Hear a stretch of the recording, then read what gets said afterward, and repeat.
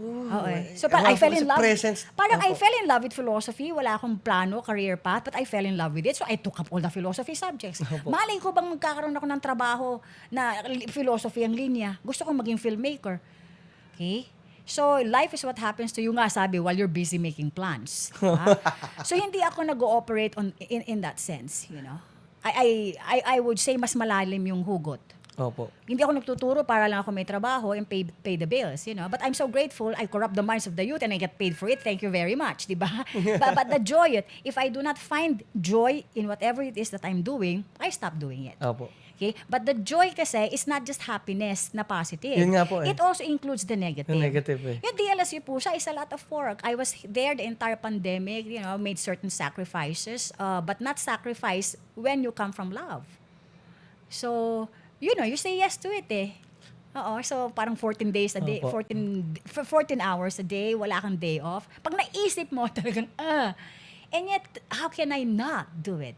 Hindi rin ako mag-i-enjoy, uwi ako ng Christmas or, di ba, New Year, na walang magpapakain ng puso Kakain ng sa kanila. campus, di ba? So ibig sabihin po kahit nung Pasko talaga pupunta po. 365 days a year. Oh my God. 6 na taon na akong nagpapasko sa Oo nga kasal. po. Hindi, kahit po before pa ata yung pusa, talagang Oo. active Pero na kayo eh. dati naman, 10 years na ang DLSU pusa. Opo. Pero yung the past 6 years talaga, Pasko, New Year, Holy Week, yun na yun. And then the pandemic, I was there, of course. Opo. Yun Tsaka yung talaga ma'am yung no, yung unconditional love talaga. Oo Kasi naman. Hindi ka nila masusuklian eh.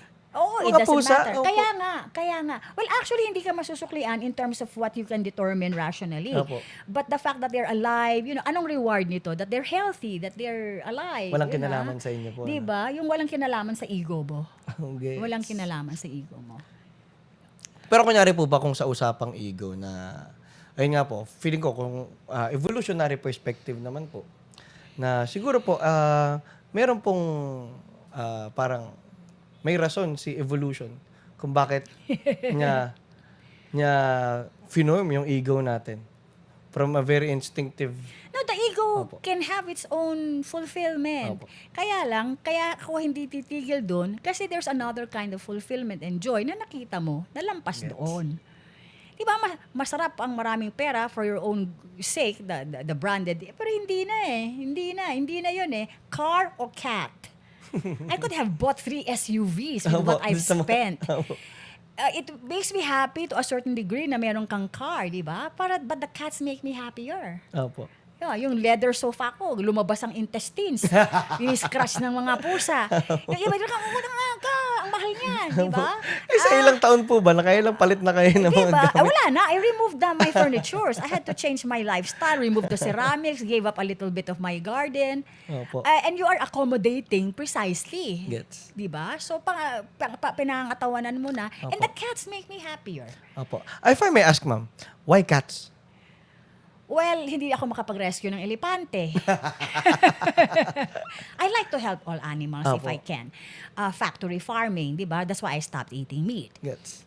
But in terms of rescuing, mas maraming ayaw ng pusa. Yes. Mas maraming nagsasagasa ng pusa. The number 1 pet choice in the Philippines is aso. Aso po. Second lang ang pusa. Mas mabilis din silang dumami. Kaya nung nag-rescue ako, sabay ang kapon. Hindi pwedeng rescue lang. Kailangan i-manage mo yung population. Kapon. Kasi mauubusan ka talaga ng Opo. funds. Totoo. May limitations. Lahat ng shelters, individual rescuers, we have our own limitations. But sometimes you still stretch Opo. Push the boundaries for as long as you can. So cut down on personal expenses. Di ba, mahalang gatas, may mga kuting na padededehin. Ganon, for as long as you can. Okay? Opo. But you have to be realistic that you cannot save them all, you know? Opo. But hindi rin yun rule. Kasi minsan pag nasa harap mo na, what's another mouth to feed? Diba? Opo. Kukunin mo na. Pero yun nga po, paano po Diba? ba paano nyo malalaman kung kaya pa or lagi nakakahanap ng paraan sa universe? Minsan, hindi nagdidesisyon yung kaya ko pa o hindi. Magdidesisyon ka na kakayanin ko. Oh, ang ganda nun. Kahit saang aspect ng buhay, no? Kung may ganun kang perspective na kakayanin ko. Opo.